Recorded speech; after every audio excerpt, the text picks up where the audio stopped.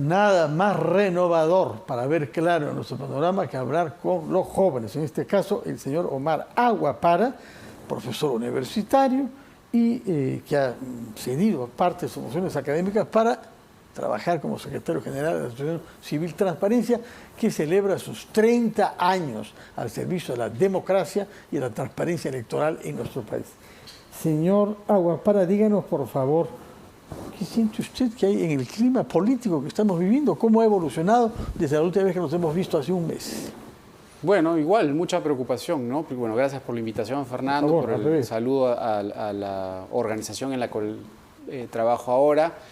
Coincidentemente que nace en un contexto complicado hace 30 años en defensa de una democracia que se estaba perdiendo y no muy distinto al desafío que tenemos hoy al frente, ¿no? Creo que estamos en una situación bastante similar en términos de lo que significa el debilitamiento de la democracia, del Estado de Derecho, viendo con muchísima preocupación lo que sucede en el Congreso, sobre todo, dada la pasividad del Ejecutivo para enfrentar, responder, objetar los acometidos del Congreso, ¿no? Y bueno, desde la sociedad civil, desde Transparencia, buscando siempre incidir, pronunciar, denunciar, pero también buscar el diálogo y promover que por lo menos que el daño no sea mayor y pensar en que vamos a tener las chances de ir a un proceso electoral que pueda ayudarnos a recuperar un poco la esperanza. ¿Qué hace falta para que ese proceso electoral, desde el punto de vista de los procedimientos institucionales y desde el punto de vista de los candidatos, pueda permitir para generar una nueva esperanza en el Perú? Varias cosas en las que estamos buscando incidir, ¿no? Por ejemplo, asegurar que haya una mejor selección de candidatos. Eso va a pasar un poco por los propios partidos políticos, sin duda, y sus filtros, pero creo que desde la ciudadanía y desde la sociedad civil podemos hacer mucho para obligar o al menos iluminar esas listas parlamentarias que nos van a presentar en el próximo proceso electoral. Crear un clima, un ambiente donde sea propicio que líderes políticos o líderes que no están involucrados hoy en la política se compren el pleito, y creo que estamos viendo algunas señales por ahí. Creo que hay bastante interés de sectores empresariales, de sectores de la sociedad civil por también participar más activamente en la política. Creo que es necesario atraer gente que no ha estado tan atenta de repente a la política. Buscar reducir la fragmentación, ¿no? Promover el uso de alianzas, el diálogo político entre los actores que ya están ahí, asegurar que no tengamos, vamos 30, que no tengamos 50 partidos en campaña en la siguiente elección, y promover entre ellos también la discusión, el diálogo, que de repente culmine en una alianza electoral que eventualmente, si todo sale bien, pueda llegar a una especie de coalición o de alianza de gobernabilidad.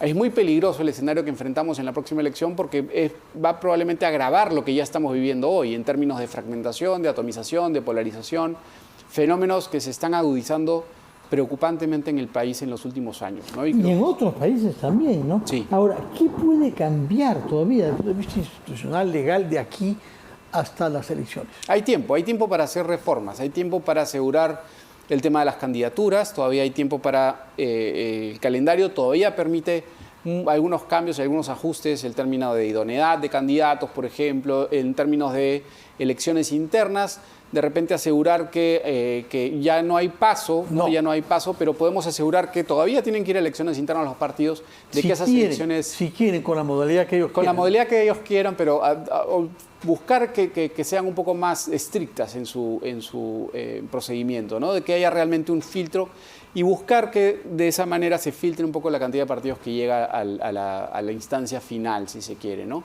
Y de nuevo, promover el diálogo, buscar reformas que permitan de repente favorecer alianzas. Hoy se penaliza la alianza, por ejemplo, ¿no? Si dos partidos se juntan, ya no se les pide 5%, sino 6% para superar la valla. De repente no pedir que sea un porcentaje adicional por cada partido que se sume, porque eso es un desincentivo para la formación de un gran bloque de derecha de repente, ¿no? Si está pensando el PPC o el partido de Añaños o los partidos de derecha en hacer una alianza, tienen un desincentivo natural en pensar que para superar la valla tienen que pasar 10%. De repente bajarlo en 5 o en 6% nada más. Es una instancia complicada. Eso en el pasado... ¿Hasta cuándo se pueden cambiar reglas para un proceso que se acerca? Por lo menos hasta que se convoquen a las próximas elecciones generales, y eso todavía tenemos hasta abril del 2025 para ello. Entonces hay reformas constitucionales que pueden todavía tener lugar considerando que hay una legislatura en este año y comienza una segunda el próximo año. Y hay cambios legales que no necesitan de reforma constitucional, sino simplemente de una votación en el Congreso. Y con eso también podemos trabajar antes de abril del 2025. Usted ha expresado su inquietud respecto del Congreso, ¿no? Efectivamente también se han multiplicado el número de bancadas, ¿no? De una sola Perú Libre, creo que hay 5 ahora. Han habido cambios bruscos al interior de algunas de ellas, Acción Popular, hace poco Renovación Popular, en fin, no todas, pero algunas. ¿Y qué podemos esperar de la legislatura que comienza el 27 de julio con una nueva mesa directiva? ¿Qué esperaría usted? Porque tiene más de plazo hasta abril, es decir, poco más de 6 meses, ¿no? 8 meses creo, sí, para modificar algunas reglas. Bueno, de forma optimista, de repente buscar que sea más receptivo a estas propuestas que vienen desde la sociedad civil, que apuntan a que tengamos un mejor calendario y una mejor representación política en la siguiente elección. Lamentablemente, también es probable que vengan más atropellos y sinsentidos como los que hemos tenido en los últimos meses. La abolición de las PASO, elecciones internas obligatorias generales, esa es una. Luego, otra. Bueno, hay positivas.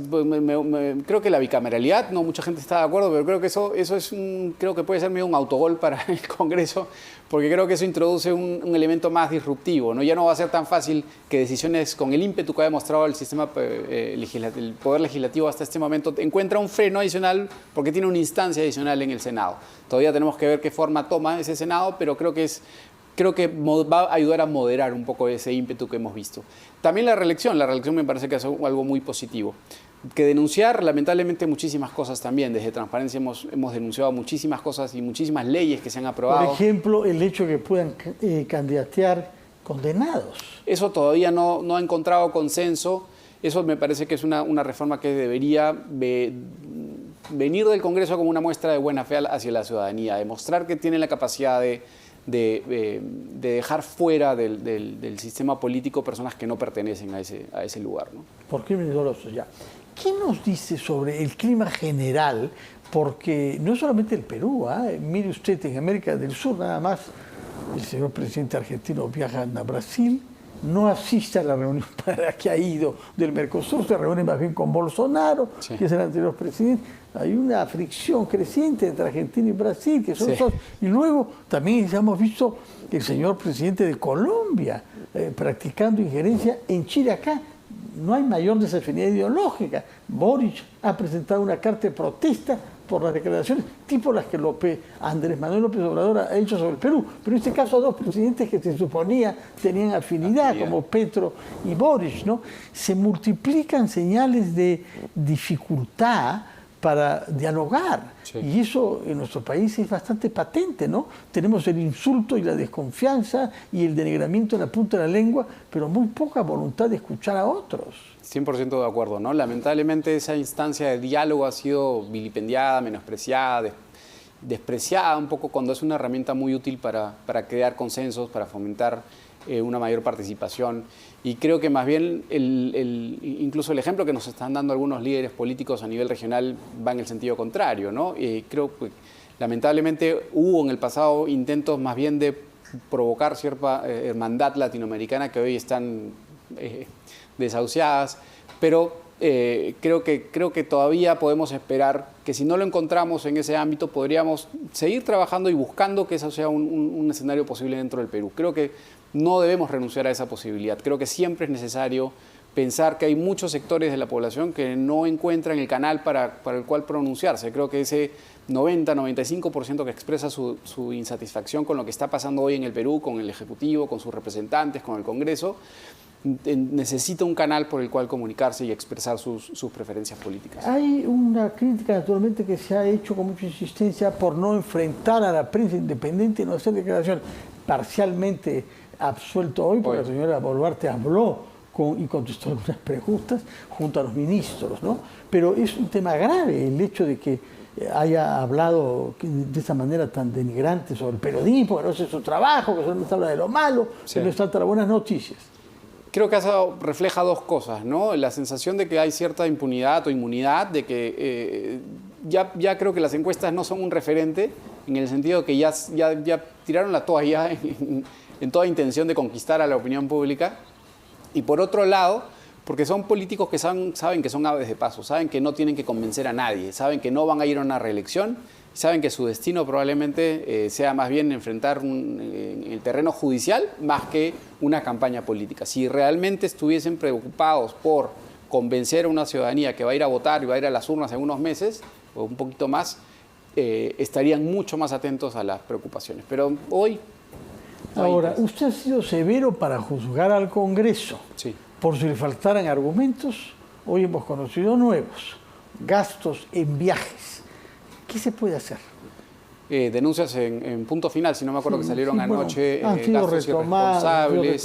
Uno ve los hoteles de lujo carísimos, cambio de itinerario de vuelos pagados por el Estado, contra la regla. Uno sale con un destino, si entre tanto cambia se lo paga con su bolsillo, para eso ganan bastante bien. Sí, no, y para eso felizmente tenemos una prensa libre que puede hacer esas denuncias y que puede transmitir y acentuar y agravar y complicar aún más a un Congreso que no sabe dar explicaciones. Eso no lo pueden justificar, es injustificable. Y me parece que felizmente tenemos una prensa que se encarga de hacer esas denuncias y puede hacerlo gracias a la libertad de expresión que todavía tenemos en el país. Y esas son esas arenas y esos terrenos que tenemos que defender a muerte en el Perú. Muy bien, Omar Aguapara, secretario general de la Asociación Civil Transparencia, gracias por estar acá y por hacer uso libremente de la prensa libre. Gracias por su presencia y muy buenas noches. Gracias a ustedes por su sintonía.